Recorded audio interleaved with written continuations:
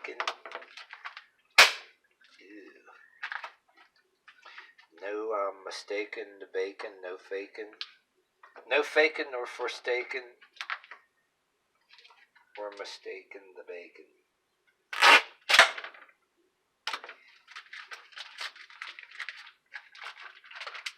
I want to get this shit out the way because one thing I gotta open my chuck. Throw it in this thing here. Get the heat turned on here, get it started.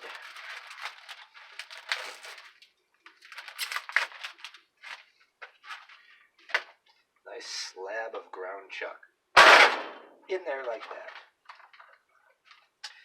Or if you prefer, take it and crumble it up a little bit.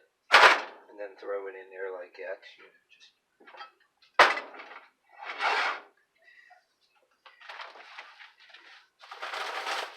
try to clean up after yourself as you go. So we are going to take this bacon.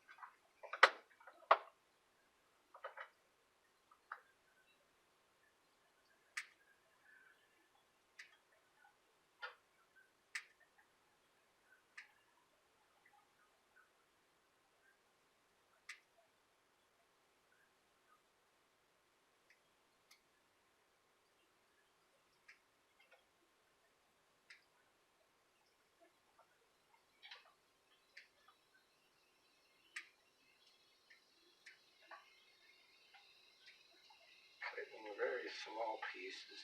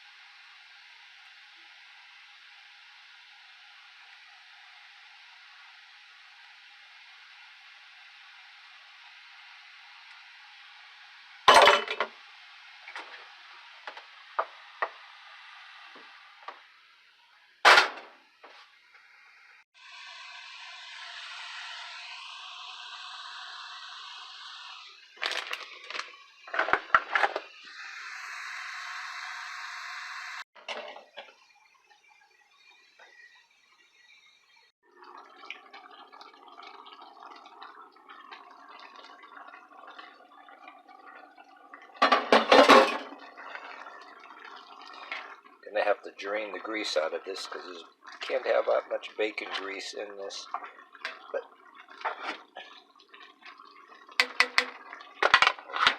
it's gonna take a while yet.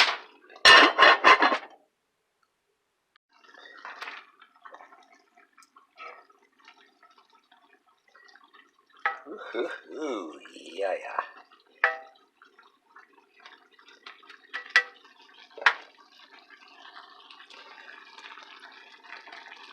Now we're going to turn this off and let it cool a while. I'm going to drain the grease and then I'm going to mix my concoction in a minute. Alright, while I'm waiting for this to cool, I got this much in here. I'm going to go ahead and try to mix the concoction in here anyway because I got the room in this. I'll throw it straight into the pot after I drain my bacon grease, but instead of cream of mushroom soup like the last videos I did, we're doing this because we're having a cheddar and bacon flavor. So, that in there for now.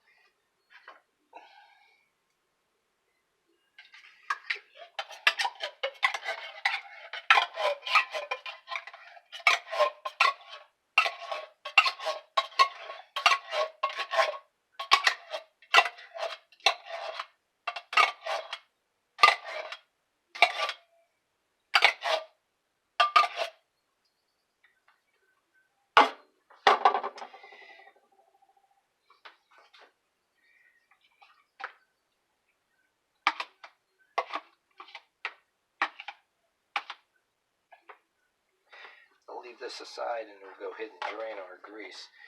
This shit's got to go to the recycling bins.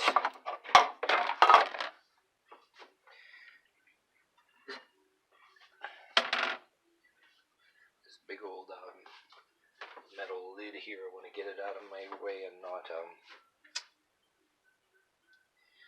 where should I put this damn thing? Put it here just for 1 minute.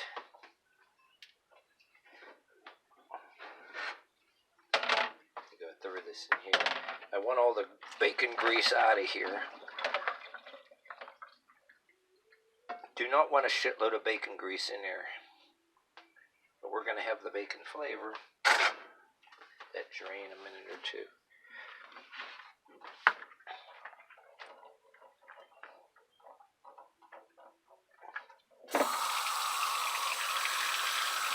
Just wash that down the drain. And no, I'm not washing the bacon and the ground chuck. I'm just washing this bacon grease down the drain. Let's set it here, let it drain another minute or two. So I don't want a whole bunch in there. I want it to drain out. Let it wait a couple minutes, let it sit in the sink. There we go. No more grease dripping. I'm going to throw it back in the skillet here. And wash this damn thing. And I'm going to take my concoction, throw it in here.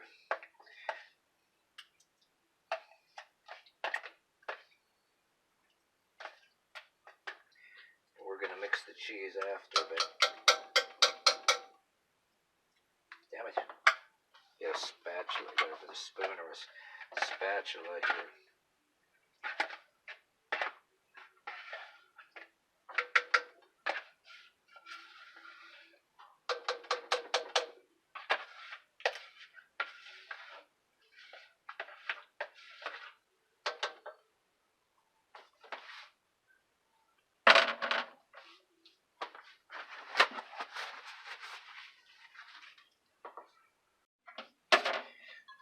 This out of the way. Damn it. Okay, so now we're gonna should add something bigger to mix this in. This barely fits a larger bowl or pot or something, but oh, no matter, because it's gonna get mix the meat in there. There's gonna be my cheeses in there. I'm gonna spread this in the pan in just about a minute.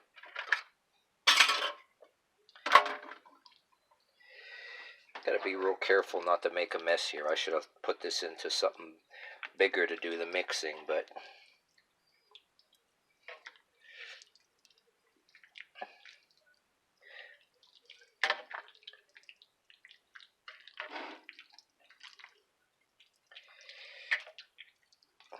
and this is going to get, so you gotta get the concoction all mixed up, and it's gonna spread right into our taters. It's gonna go right here like that. So, yeah. Tasty. Okay, now, good enough. I gotta put this, it's gonna go in here, into the taters. I usually have more taters than this, but I'll be overfilling the pan, so don't want to do that. And if I have a smaller pan, you don't want it to, it's better to, don't want to overload it. I get around to getting a camera that I can kind of put above here, so I don't have to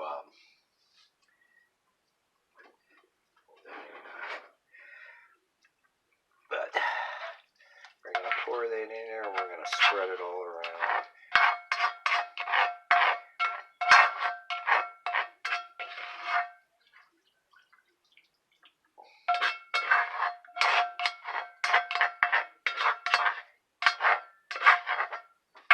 Good enough. Gotta wash all this shit up later too. We got our concoction all spread it out.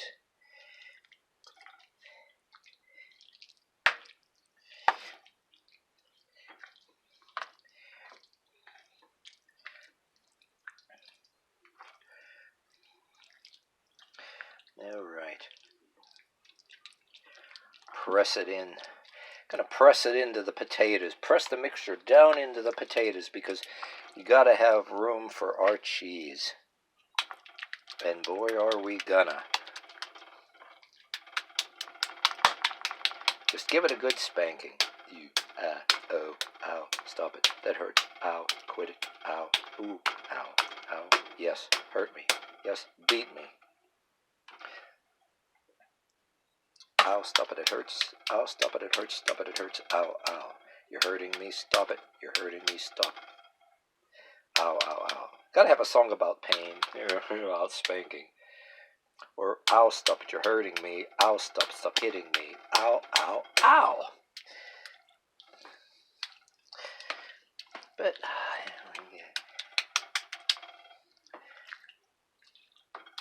you gotta make sure it smushes down into the taters. And then we're gonna, our cheese. I got my bag of cheese slashed open here. And what I am going to do is start spilling it on in.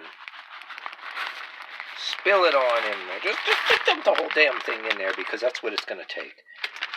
I usually have like 2 smaller packages, but throw the whole goddamn thing in there and just, ooh yeah. Oh yeah. And that's where it gets interesting. Look at that. We are going to just mash it on down. Yes, we are. You're going to just squash it and mush it and smush it. Make sure all that cheese gets in there because it's going to melt in there like real nicely. I'll go ahead and turn this stove up to about 400 degrees and get it preheated and get it all ready. I got to clean up a small mess here. I didn't quite wreck the kitchen this time, but I really need a thing to put a camera above. I'll get around to doing it one of these days. I got a camera and tripod, a different camera. A tripod, there's no fucking place to put it. Just more for outside, and I still don't even damn use it. My nature photography, I'll take it along with me. Okay, so you got that smushed down pretty good, and look at that. Look at that. Look how awesome that looks. And I got some of this. Got a little bit of this left in here, but you can also get this. Finally got around to getting some, but if you don't have that, get a little bit of Crisco or a little bit of melted butter or margarine in a container. You know what we do with this? Watch this. Got to cover this with foil, right? I do this for my lasagnas too. You get your foil. You don't want cheese all over your damn foil and shit, right? So put this here temporarily. And we don't want that. When time comes for unveiling, you don't want the cheese to be all stuck up on here, right? Give it a blast, quick blast. You really don't want too much. This might cause a small you don't want too much on here because it'll cause a greasy, runny texture when you pull the foil off. But even if you do, you can pat it with a paper towel. That's a lesser evil compared to if when you take this out of the stove. Look how that cheese. When you take this out of the stove, it won't get all stuck to the damn foil. You do this or a lasagna, that's what you do, and it works. And you want something to keep, you want your foil to keep the heat inside. And I got there, I got that all covered up. Alright, so there we go. We're going to throw this in the stove. I'm going to take this here and check on it roughly maybe a half an hour. What you do is you wait till you see the stuff boiling because those tater tots, it don't take long to heat. at least 30 minutes, maybe a little more. I gotta clean this shit up, clean this damn mess up, and wash these dishes. But in the meantime, see you in about half hour, 45 minutes. And you don't want to go by just the time. You got to be checking on it. Don't be doing other kind of shit. And you have a timer, or use a timer on your cell phone, or just anything that has an alarm to remind you. Just check on it, and then you also go by smell. You get what I'm saying? Okay, now we hear that sizzling in there. You hear that? Ooh. Don't take much to heat them taters and melt that cheese. We're going to power this down and wait for it to cool down. That residual heat will cook it the rest of the way, and it's a safety tip. No matter how adept with oven mitts you are, better to wait for it to power down and let the stove get less hot. It's safer. So that's what we're going to do before we do the unveiling. Alright, so we got it powered down so it's not as hot. You don't burn your face when you're trying to take this out of here. Just to be safe. Alright, we got this out of here.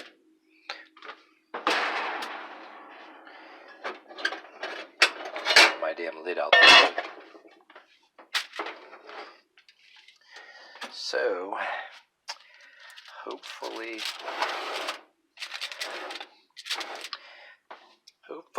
we got the cheese melted on all spots. Oh yeah. Look at this. Look how scrumptious this is.